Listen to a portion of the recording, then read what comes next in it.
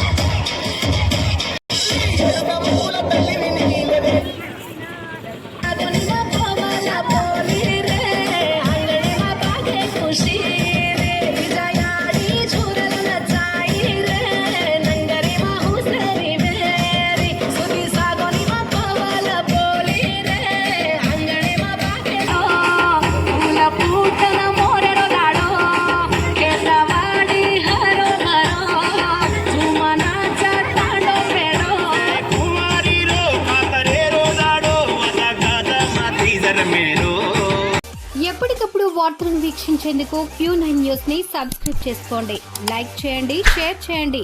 విలువైన సమాచారాన్ని ముందుగా మీరే తెలుసుకునేందుకు బెల్ బటన్ ని క్లిక్ చేయండి.